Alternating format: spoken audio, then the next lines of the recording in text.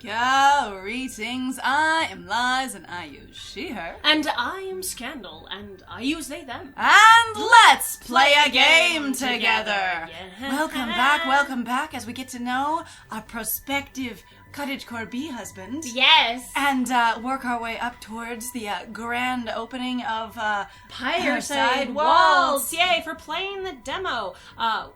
Because, you know, we can't resist. I'm so excited to play that game, and if you're really excited to play it, you can actually go play it before us. There are links in the description to the demo and also the trailer if you'd like to check it out. The trailer's very pretty. It is very pretty. It's very pretty. Oh my god. Okay. I decide to turn away, absently stroking the bee in my arms. But I can't help noticing that, despite what he said, Nyark doesn't eat anymore. There's no rustling of crumbling salt particles, no crunching between teeth. When I glance over again, the tiny salt pile hasn't changed at all, and Nyark seems to be staring out the window, mouth slightly open, as if in deep thought. The thought occurs to me that perhaps he invited me into the store for a reason. What should I say, though? That experience of going, wait, maybe it wasn't just 'cause I was here. Maybe there's something more. Perhaps. What do I do? Honestly, though, I love the fact of going, but I can't help noticing that, despite what he said, Nyark doesn't eat anymore. And I actually appreciate that they note, Vil notes going, there's no these are the characteristics that you use to define it. It's not that I didn't, it's literally I didn't peek, I was listening intently for these particular noises that I associate or that I expect to be with this. So it kind of tells you the process, which I appreciate, because sometimes I'd be so angry. They're going like, I don't look, and then they're like, but I noticed that it doesn't happen anyway. And I'm like, it's a thing that people cannot literally see. There's a thing that happens, and I think this sounds a lot like what my friend's talking about, where there's a thing that happens where a character in a lot of Otome or visual novel games we played, they'll be like, this doesn't happen, or this does happen, or they feel or act this way, when they can't see it, and there's been no sensory indication they can perceive it in any other way. Yes. And it's really neat that Vil, while trying to give him his privacy, being so deeply connected to the salt, cannot help but be hyper aware of, I don't know when to turn around again if I know don't know when you're done eating. It also especially pisses me off going, I'm not looking, but I can tell this particular mood, and I'm like, I am going to punch you in the eye. You cannot. So, they're deeply frustrated, but you can't see it externally. Then how do you know? Because you don't know them very well. Sorry, you're not that big of a magical girl. Alright, so what should we say? Should we ask if he's feeling alright? Or ask if he's planning on eating us? Or ask if there's something on his mind? Or ask if there's a reason he let you in? I think that's very defensive. As like deeply straightforward of going, is there some reason that I'm here kind of thing? Going, I wonder if there's a reason he let me in the store. Is there a reason he let me in the store? Right? Like I do characters all the time like that. Like I know it's a comedy convention in stories and stuff of going, God, they look really stressed. I wonder if they are. Are you really stressed? I mean, the thing is I was kind of thinking about going like, ask a reason, but there's also ask if he's feeling all right. Since That's we're a trying good to one, also too. Participate with his feelings. How are you feeling at this moment in time? Are you doing okay? I like that one also. So I'm gonna go with ask if he's feeling all right. Most of all, I'm worried if he's feeling all right. I think. Yeah, because you're like, you seem distressed, like at odds. You're sort of zoning out. Like this seems very not Nyark behavior. You also seem deeply disengaged, and normally you are not. In this case, though, I also really enjoy that. I'm worried if he's feeling all right. I think, because Vil clearly has a lot of feelings about this and is trying to weigh which one they even think is most important. I'm going, I think that's where I am mostly, I think. Okay, I just remembered, I'm sorry, this has nothing to do with this route. Okay, so when I was talking to Hal on one of his streams, so you know how we always say Breton? He said Breton. Oh, really? And I went, is that the way you're supposed to say it? He's like, oh, I honestly don't remember or know. He's like, I'm just British. And I was like, no! So if you don't know, Hal is the artist for this game. Yes. And also largely for Pyreside Awakening. Or Waltz, Pyreside Waltz. I can do this. Names are powerful. Anyway, Hal is very British and he's wonderful. Oh, he's very lovely. And it's just, in that way, it can be fabulous to hear him talk. But in the most respectful way possible, I love to hear people with different accents speak. Like, talk to them. They're interesting people, but also there's something cool of, like, your voice just has a cool perk. It does. And the thing is also, like, getting more exposure, basically, I always think, to different voices also allows you to understand that you are not as neutral sounding as you believe. That there is no neutral accent. That's the fact is that talking. That is completely colonialism talking. Oh my god. Okay, so it was actually really funny. I remember my family specifically talking about going, like, we're gonna try to, not have accents or whatever else, so and I'm just like, don't, like, I wasn't super specific like that, but there was definitely a thing in my family of trying to not develop what was considered to be an accent, which is really funny because we definitely do have one. I mean, you exist. You're going to sound like you exist. I say, if you speak, you're going to say the words in a certain way. Absolutely. Yeah. Nyark, are you feeling all right? It seems his mind was elsewhere. There's a pause before he realizes what I said. I'm fine. Don't worry. He doesn't manage to sound too entirely convincing, but I also don't want to press him too hard. Well, alright. If you're sure. But what made you think so? This sort of awkward, sort of like, I really like you and I would like to be like vulnerable with you, but I have no idea where to start. So, that's fine. No, wait, why did you ask? Well, it's not a big deal, but I just noticed you weren't eating. I wasn't sure if maybe you were bothered by something. Nyark doesn't answer. Instead, there's just the gentle rustling sound of him pushing a crumbling piece of salt around its paper container. It falls apart, sandy particles of salt scuffing about the smooth paper beneath his touch. Poking at your food. Don't play with your food. Scooting the vegetables across the plate. It's nothing to worry about. I just don't have much of an appetite at the moment, I suppose. All of the noise and energy outside has thrown me off my rhythm somewhat. I don't eat a large amount in the first place, so it isn't anything to worry about. I see. I glance outside the window. Meow, so the narrator comes in. Phil, I see. They did not see. Phil. No, okay. Loading. Loading Phil right here. I got nothing. I glance outside the window. There's only a small gap in the curtain, so it's hard to make out the entirety of the blood sample store. But from the way people are still clamoring about out in the street, eyes directed towards that storefront and shouting, it's easy to tell the auction is still ongoing. I have this thing of going, blood sample store, and going, does it have a name? And does Vil just not care what the name is? And also, is that always what it sells? Just different types of blood at all times, and they don't sell anything else. And I find that interesting. And also being like, yeah, punishment salt has, people's blood in it. But like, do you ever make, is it like gourmet homemade salt if you make blood salt from other types of blood? I do. And therefore it's not mass produced for the public?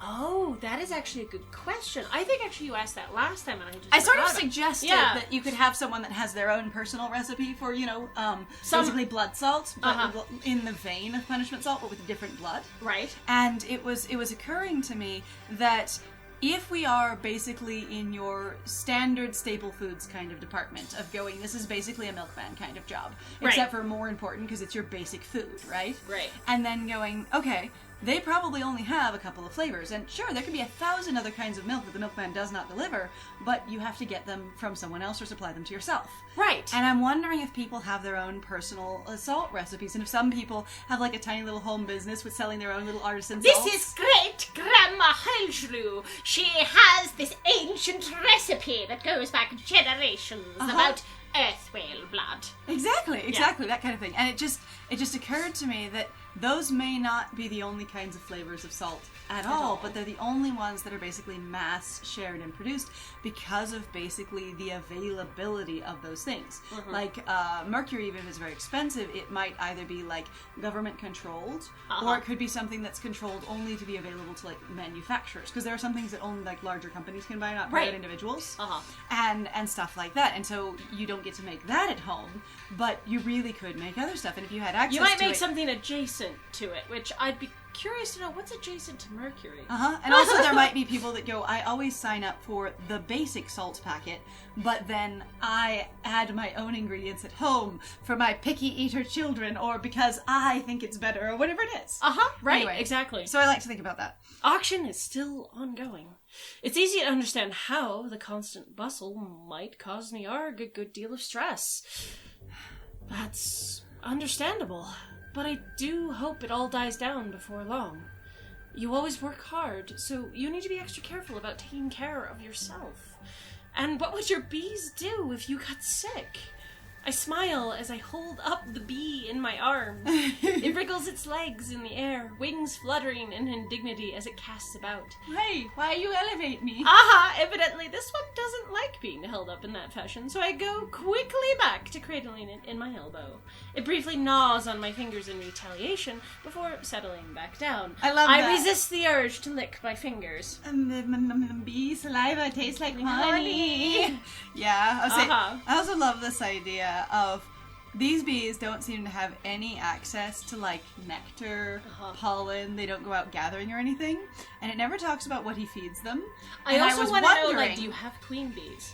I don't know, and I was wondering if basically, if these are monster bees, if they eat the same as other monsters do, and they eat salt, but for their bodies they turn it into honey. Maybe. I mean, he did specifically mention going the salt actually doesn't. Right, they can't have much salt, so I wonder what they do eat. And I'm also like, yeah, I don't know. I know, so... Because it talks about him cleaning cages and grooming them and caring for them and wrangling them, but not about feeding them. Exactly. And I'm curious about that one, too. So, maybe don't push yourself too hard. But just make sure to eat enough to keep you going. I also think very much about cats with these bees more, because it's like, sometimes the cat is the most chill, happy thing in your arms ever, and then you shift it a little bit, it's like, oh, I hate you now. That is the wrong position. Well, sometimes also for some... I mean, that would make sense. Like, you know, like babies do that a lot, too. You're just like, oh, I don't know what you're doing. You know, or even I remember being very small, sometimes you'd be like, you're crushing me, or you're doing something awkward. Yeah, the answer is no. Or the answer is no. Niarg regards me in silence for a long moment. I get the distinct feeling he's about to say something. That something very important is at the very tip of his tongue. Niarg, I prompt, because this is taking... this is a really awkward day. What's going on? Waits for a good length of time in the pregnant pause. Breaks it quietly with a long, awkward inquiry. A tinge of worry creeps into my voice, and I draw a step closer to the counter. I'd kept a little distance, wanting to keep from crowding him as he ate, but I feel like it's no longer the time for that. It feels like I need to be closer to Niarg right now, to unravel what it is that has him so distracted today. Are you sure you're all right? Vil? Yes? I find myself standing up a little straighter. There's a distinct edge to Niarg's voice, almost like he sounds angry, and it catches me completely off guard. So what he says next is completely unexpected. I'm sorry. I lied to you. I lied to you indirectly when I said my dislike of salt is the only reason those rumors about me exist. I see. The sudden confession is admittedly kind of worrying, but the worry is not just for myself. In the time that I've known him, Niarg has always been quiet but frank and considerate, never the type to lie just for personal gain. There must have been a significant reason for him to have lied to me. Yeah, there should be reason in there. Yeah. As if sensing the sudden tension in the air, the bee I'd been holding starts to squirm, its wings flapping against my arms. I crouch down to watch it skitter away, joining a few of its friends where they sit together near a heating vent and bask in the warm air. All right. Thank you for telling me. I look up Niarg, choosing each word carefully. Then, if it's all right with you, could you tell me the real reason the rumors exist? Niarg remains quiet. An uncomfortable silence settles over the both of us, weighing down on us. Then he moves towards the window. As he approaches it, he reaches out a tentacle and pulls the curtain completely shut. The interior of the store is a little darker without that little gap. but his tentacle lingers afterward, touching briefly against the glass through the curtain before withdrawing. In truth, Vil. When he does speak up, his voice is quiet, almost enough to be drowned out by the commotion outside. As if realizing that, he moves back away from the window and towards the counter, where his salt remains forgotten. I follow suit, getting to my feet and drawing closer to better listen to him. It's just in time to hear him continue. In truth, Vil, I am a manner of parasite. I don't devour people. It's nothing of that sort. But I do get my sustenance from other people. I only need a tiny amount of salt as a supplement to keep my body healthy, but I could survive for weeks without any salt. I'm very different from you, and from almost everyone else. Someone who doesn't need salt. I've never even heard of it before. I can't help staring, and it takes me a long moment to drop my gaze down to the tiny amount of salt sitting on the counter. No wonder Niar got so few deliveries compared to most others his size. I see. That's pretty incredible. But then, if you don't need salt, what do you live off of? Especially since you say you're a parasite. Energy. Energy? Niarg nods, as if confirming something very mundane, like the price of one of his products or the weather outside. But in contrast to his steadfast demeanor, his voice remains quiet and tense. I can tell he's told very few, if any, other people about this, and it spurs me to focus all the more on this very important confession. When people are excited or ecstatic, they expend a small amount of energy in the air. It's similar to how the body produces heat. That energy lingers in the air, and I inhale it to absorb it back into my body. Me and my kind, I'm sure there are many others who are similar to us at first glance, but we're unique in that aspect. We have many mouths to better comb the atmosphere for that energy, and the core of our bodies is made to effectively absorb that energy like water. And so, I live off of others. A parasite. That doesn't sound quite right. Phil, hang on a second. Wait, and then you have this moment and you just go, excuse me? A Doubt. Doubt. The button appears. Doubt. Doubt. That decisive response slips from my mouth before I can stop myself. Doubt. Niark turns towards me, silently demanding that I continue, and I feel vaguely embarrassed.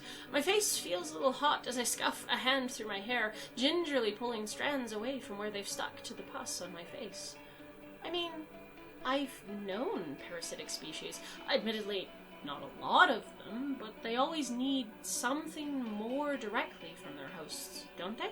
Whether it's blood, or hair, or chitin. I know parasites can have a bad reputation if they're selfish, but most will compensate the host in some way, so I don't think parasites are in the wrong, either. They're just doing what they have to survive.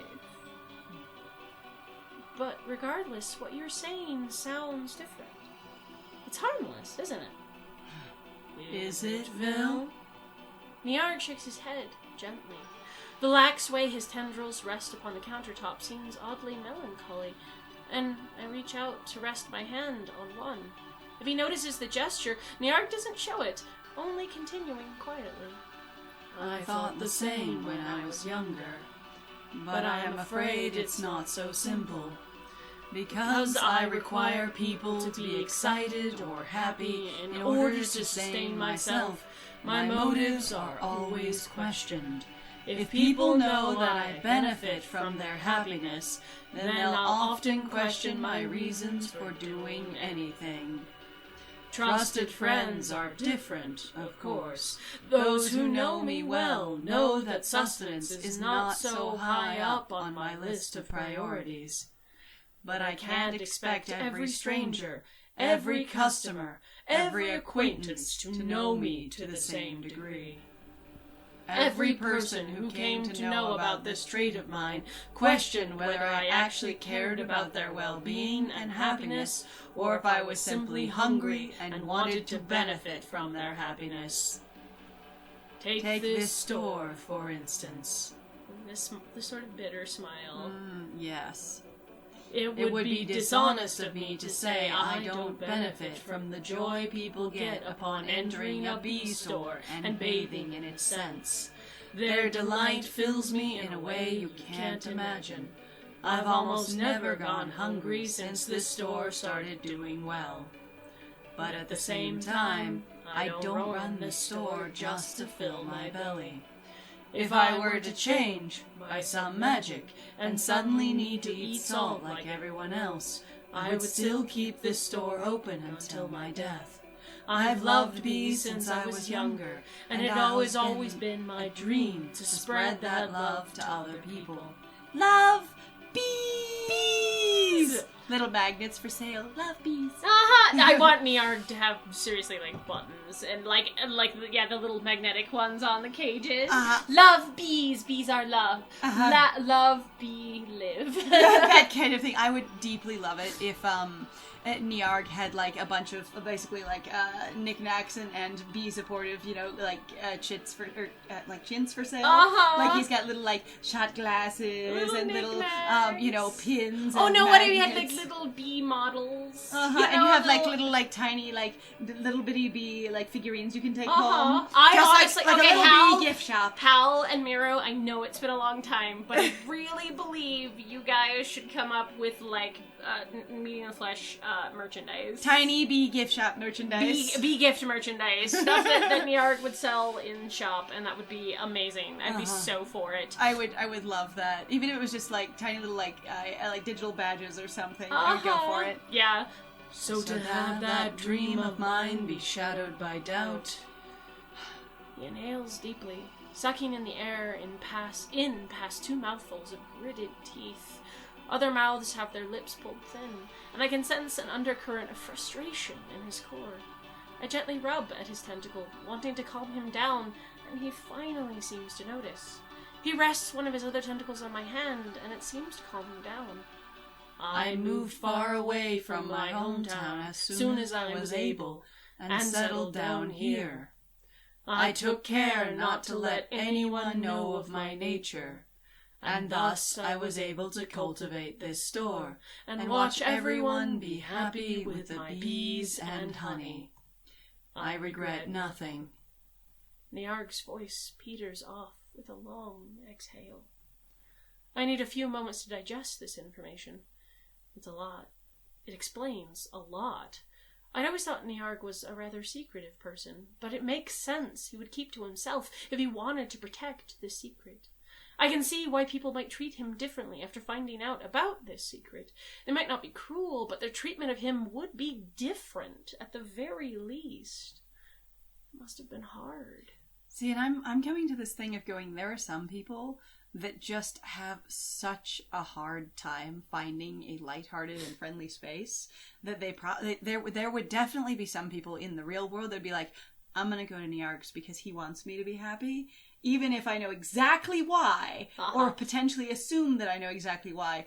I know it will be a safe, comfortable space where I may feel better, and that makes me I'm super down with that. I also think it's really interesting too because it does actually remind me that so I know that there is a belief basically in that some human beings are basically what you call energy vampires, and that like literally you're around them and they're very draining to be around. They don't really add to you. Like it just is, no matter what you do, even if you're having a good time, you're more worn out than usual. Like they just eat you and then they walk on and they're very happy, right?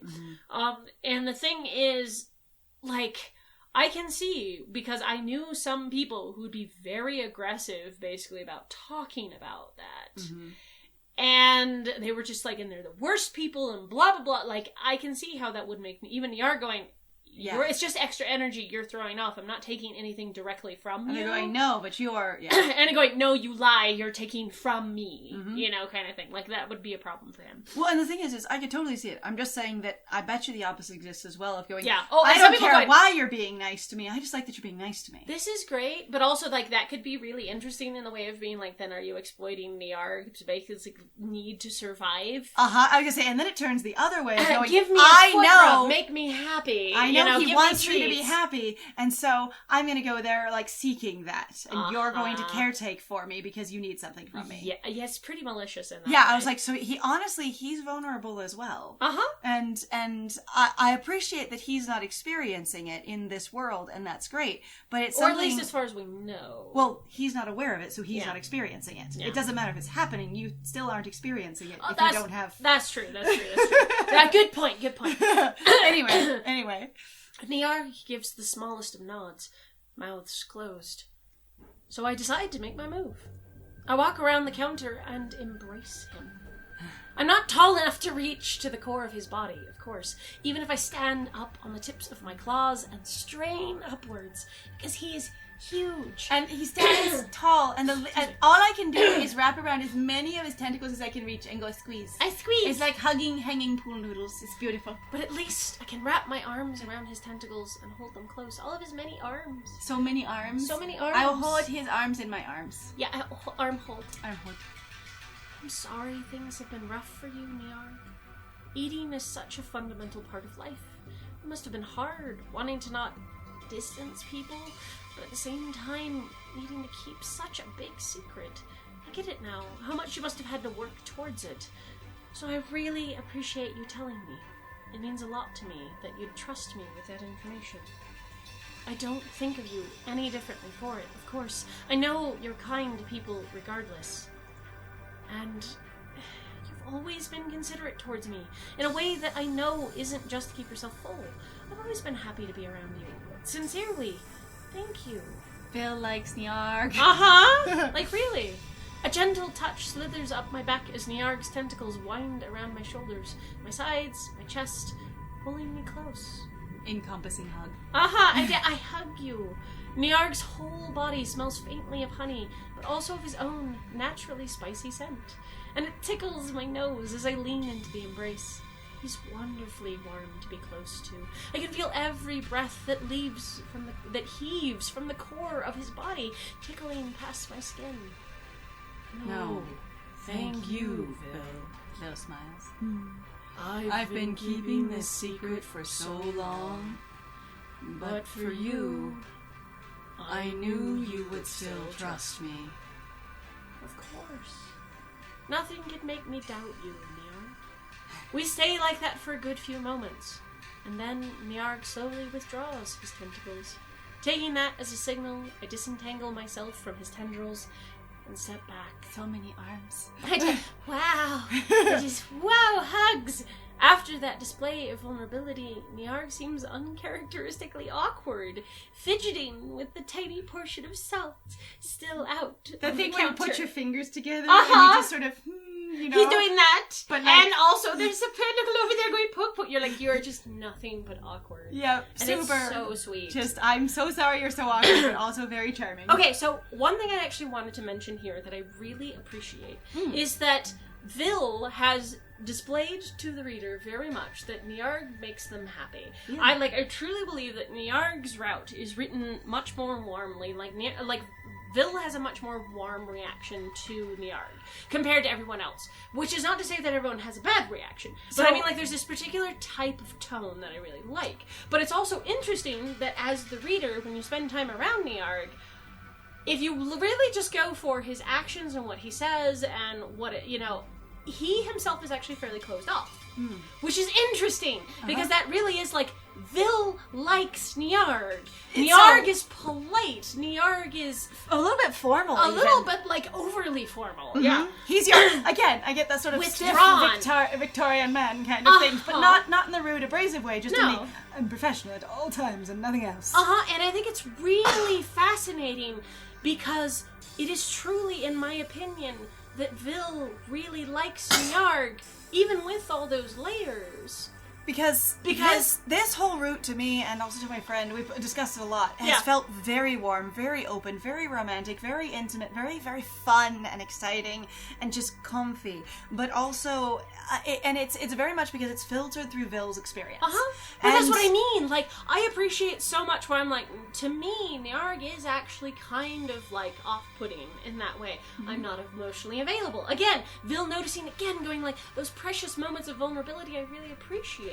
And it's also I just like to talk to him. And one of the neat things is that while Niarg is this way, if you read him without the filter of Vil, he's also not coming off in my mind as being like he's not toxically tough or anything like that. It. It's not like I'm being stoic kind of thing, which is much more aggressive. He is just sort of quiet, shy, and withdrawn, distant, and a little bit withdrawn, and again very formal. And it's really neat for Vil not to go wow, he never opens up to anyone like this in that, classic anime kind of way, but just going, I understand that what he's doing is important and meaningful. And I want to say that just about this game specifically, and this route specifically, that there's this experience a lot of times where if the guy's distant, withdrawn, and emotionally unavailable in any kind of way, then the girl gets massive, flutters of wow anytime he sort of gives her a crumb of connection. Yeah. And in this case, Vil really talks through the process of knowing who Niarg is and why things are meaningful, not just being overwhelmed that, some bit of you is being exposed to me, and I'm more important than, quote, other girls. Other girls. And that means a lot here to me. It's like, it's not really a subtle difference, but it's a subtle presentational approach. And I feel like it is a difference. Like I said, it's not a subtle difference. It's a huge difference. It is a huge difference. But the approach to it is subtle. Like, you don't have to change a lot of things to get from one approach to the other, but the value is huge in my mind. And we're going to have to find out the fiddling in the next one. Oh, how cute and awkward, and if they figure it out. So thank you very much, everybody, for joining us. If you like what we do, please feel free to like, comment, subscribe. Also, please feel free to just like the video or share it. It actually does a lot for us in regards to the YouTube algorithm. Please also feel free to go check out our Ko-fi, Patreon, and our Twitch. There are links in the description down below, along with the Pyreside Waltz demo, along with Hal and Miru's Twitters. They've got also links where you can go and actually support them more directly financially if you'd like to, or just share more of their material. You can go check out Meeting the Flesh for yourself. And if you are familiar with Twitch, Hal streams really regularly. He really does wonderful art and fun interactive stuff, and it's a very, very warm, friendly place to be in, his stream. And they're also, both of them are very, I really appreciate their curiosity and their willingness and their openness to share and be vulnerable, but also, be good feedback. They're really good listeners, but also for themselves, they're good at sharing. Be feedback. Yay! Alright, so, I have been Scandal. And I have been Lies. And it was great playing with you! Bye!